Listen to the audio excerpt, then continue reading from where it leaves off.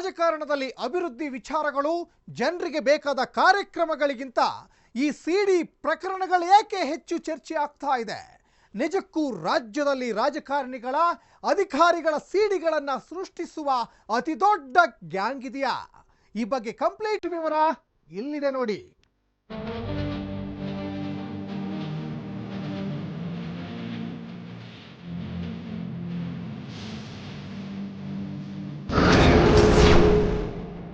ರಾಜ್ಯದಲ್ಲಿ ಇದೆಯಾ ಸಿಡಿ ತಯಾರಿಸೋ ಗ್ಯಾಂಗ್? 10,000 ಸಿಡಿಗಳಿವೆ ಅಂತಿರೋದೇಕೆ ಲಾಯರ್? ವೀಕ್ಷಕರೇ, ಮೊದಲು ನಿಮ್ಗೆ ಒಂದು ವಿಚಾರ ಸ್ಪಷ್ಟವಾಗಿ ಹೇಳ್ಬಿಡ್ತೀವಿ. ಈ ಸಿಡಿ ಸ್ಕ್ಯಾಂಡಲ್ಗಳಿಂದ ರಾಜ್ಯದ ಜನರಿಗೆ ಎಳ್ಳಷ್ಟು ಲಾಭವಿಲ್ಲ. ಇದು ಕೇವಲ ಆಯಾ ರಾಜಕಾರಣಿಗಳ ಹೀರೋಯಿನ್ಗಳ ಪರ್ಸನಲ್ ಅಷ್ಟೇ. ಅದಕ್ಕಾಕೆ ಇಂಪಾರ್ಟೆನ್ಸ್ ಕೊಡಬೇಕು ಎನ್ನುವ ಪ್ರಶ್ನೆ ಮೂಡೋದು ಕಾಮನ್. ಆದ್ರೆ ಇಲ್ಲಿರೋ ಪ್ರಶ್ನೆ ಅದು ಖಾಸಗಿ ವಿಚಾರ ಎನ್ನುವ ಬಗ್ಗೆ ಅಲ್ಲ. ಆ ಖಾಸಗಿ ವಿಚಾರಕ್ಕೆ ರಾಜಕಾರಣಿಗಳು, ಅಧಿಕಾರಿಗಳು ಸರ್ಕಾರದ ಕೋಟ್ಯಾಂತರ ರೂಪಾಯಿ ಪೋಲ್ ಮಾಡ್ತಿದ್ದಾರೆ ಎನ್ನುವುದು. ಜನ ಕಟ್ಟಿರೋ ಟ್ಯಾಕ್ಸ್ ಹಣವನ್ನ ನಾನಾ ಭ್ರಷ್ಟಾಚಾರ ಮಾಡಿ ಕೊಳ್ಳೆ ಹೊಡೆದು ಅದನ್ನ ತಮ್ಮ ಕಾಮವಾಂಛೆಗಳಿಗೆ ಈಡೇರಿಸಿಕೊಳ್ಳೋಕೆ ಸುರಿತಿದ್ದಾರೆಂಬ ಆರೋಪಗಳಿವೆ. ಇದೇ ಕಾರಣಕ್ಕೆ ಇಂತಹ ಸಿಡಿ ಪ್ರಕರಣಗಳು ಮೇಲಿಂದ ಮೇಲೆ ಹೆಚ್ಚು ಸಂಚಲನ ಸೃಷ್ಟಿಸೋದು.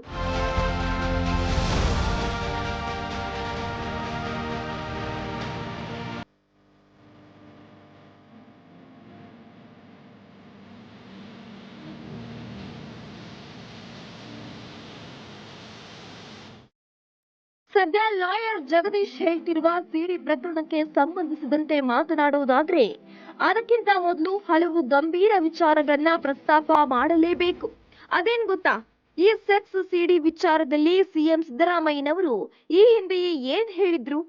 ಸದ್ಯ ಬಾಗಲಕೋಟೆಯಲ್ಲೂ ಕೂಡ ಎಕ್ಸ್ ಸಿಎಂನ ಅಶ್ಲೀಲ ವಿಡಿಯೋ ಇದೆ ಎಂಬ ಚರ್ಚೆ ಬಹಿರಂಗವಾಗಿಯೇ ಆ ಒಂದು ಪಕ್ಷದ ಮುಖಂಡ ಹೇಳಿದ್ದೇಕೆ?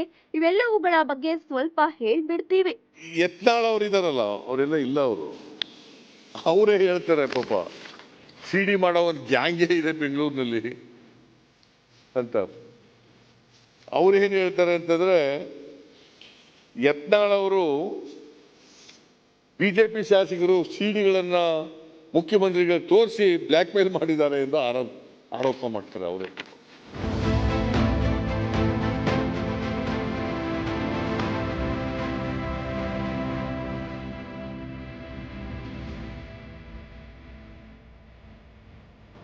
ಕೇಳಿಸ್ಕೊಂಡ್ರಲ್ಲ ವೀಕ್ಷಕರೇ, ಇದು 3 ವರ್ಷಗಳ ಹಿಂದೆ ರಮೇಶ್ ಜಾರಕಿಹೊಳಿ ಪ್ರಕರಣ ಬಯಲಾದಾಗ ಸದನದಲ್ಲಿ ಸಿದ್ದರಾಮಯ್ಯ ನೀಡಿದ ಹೇಳಿಕೆ. ಆಗ ವಿರೋಧ ಪಕ್ಷದ ನಾಯಕರಾಗಿದ್ದ ಸಿದ್ದರಾಮಯ್ಯ ಯತ್ನಾಳ್ ಅವರೇ ಹೇಳಿದ್ದಾರೆ, ರಾಜ್ಯದಲ್ಲಿ ಸಿಡಿ ಮಾಡೋ ಗ್ಯಾಂಗ್ ಒಂದಿದೆ ಅಂತ ಹೇಳಿರುವುದಾಗಿ ಪ್ರಸ್ತಾಪ ಮಾಡಿದ್ರು. ಅಲ್ಲದೆ ಅಂದು ಸಿಎಂ ರನ್ನ ಬಿಜೆಪಿ ಶಾಸಕರೊಬ್ರು ಅಂತಹ ಅಶ್ಲೀಲ ಸಿಡಿ ತೋರಿಸಿಯೇ ಬ್ಲಾಕ್ ಮೇಲ್ ಮಾಡಿದ್ರು ಅಂತಾನು ಇದೇ ಯತ್ನಾಳ್ ಹೇಳಿದ್ದನ್ನ ಸದನದಲ್ಲಿ ಸಿದ್ದು ಉಲ್ಲೇಖಿಸಿದ್ರು.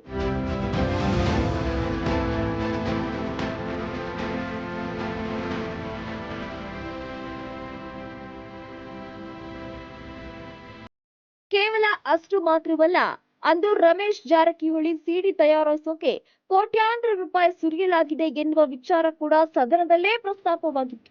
ಅಲ್ಲದೆ ಇಂತಹ ಸಿಡಿ ತಯಾರಿಸುವ ಗ್ಯಾಂಗ್ ವಿರುದ್ಧ ಕಟ್ಟುನಿಟ್ಟಿನಿಂದ ತನಿಖೆ ಆಗ್ಬೇಕು ಅಂತ ಸಿದ್ದರಾಮಯ್ಯ ಅಂದೇ ಆಗ್ರಹಿಸಿದ್ರು. ಆದ್ರೀಗ ಅವರೇ ಸಿಎಂ ಆಗಿದ್ರು ಈ ವಿಚಾರದ ಬಗ್ಗೆ ಮಾತ್ರ ಇಲ್ಲಿಯವರೆಗೂ ತುಟಿ ಬಿಚ್ಚಿಲ್ಲ. ಅಷ್ಟೇ ಅಲ್ಲ, ಸದ್ಯ ಜಗದೀಶ್ ಹೇಳಿರುವ ಎಕ್ಸ್ ಸಿಎಂನ ಸ್ಕ್ಯಾಂಡಲ್ ಹಿಂದೆಯೂ ಇಂತಹದೇ ಸಿಡಿ ತಯಾರಿಸೋ ಗ್ಯಾಂಗ್ ಇದೆಯಾ ಎನ್ನುವ ಪ್ರಶ್ನೆ ಕೂಡ